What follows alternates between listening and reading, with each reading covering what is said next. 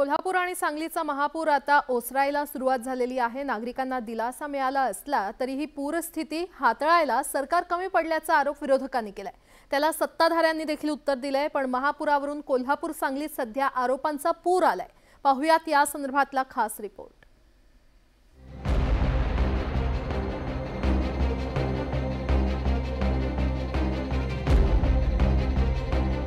कोल्हापूर आणि सांगली जिल्ह्यांना यंदा पुन्हा एकदा पुराचा फटका बसलाय।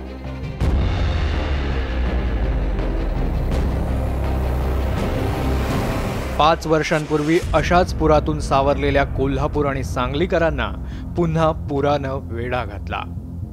पंचगंगा आणि कृष्णा नदीनं पात्र सोडलं, पण प्रशासनानं आधीच नागरिकांचं आणि जनावरांचं स्थलांतर केल्यानं बोटी फिरवण्याचा प्रकार यावेळी दिसला नाही।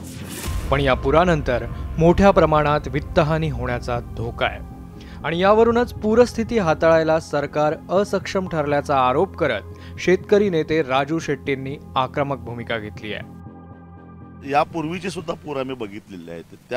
त्यावेळी पूर नियंत्रणासाठी झालेली उपाययोजना पाहता यावेळी सरकारनं काहीच केलं नाही। विशेषतः जे स्थलांतर आहेत त्यांना मदत करण्यामध्ये सरकार 100% अपयशी झालेलं आहे। ठीक आहे, दोन राज्यातल्या समन्वयामुळे आलमट्टीचा थोडा विसर्ग ठीक आहे, तर याच्यापेक्षा वाईट अवस्था झाली असते। पण एवढं एक सोडलं तर सरकारकडून फार काही चांगलं झालं असं मला वाटत नाही। राजू शेट्टींच्या आरोपाला राज्य नियोजन मंडळाचे अध्यक्ष राजेश क्षीरसागर यांनी प्रत्युत्तर दिलंय। प्रशासनानं पुराचा संभाव्य धोका ओळखून योग्य ती पावलं उचलली असल्याचा दावा क्षीरसागरांनी केलाय।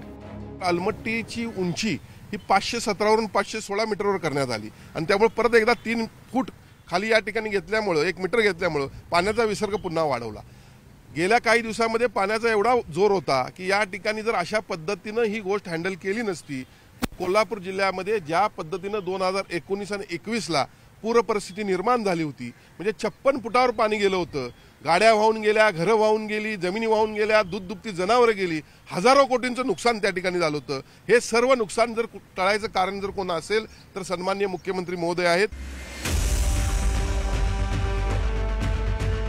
कोल्हापूर आणि सांगलीच्या पूरस्थितीत नेते मंडळींनी रस्त्यावर उतरून नागरिकांना दिलासा दिला, मात्र निसर्गानं केलेली हानी मोठी आहे। म्हणूनच या परिस्थितीत आता कोणत्याही गोष्टीचं राजकारण न करता नागरिकांना मदत मिळवून देण्याची गरज आहे। ज्ञानेश्वर साळोखे, न्यूज 18 लोकमत, कोल्हापूर।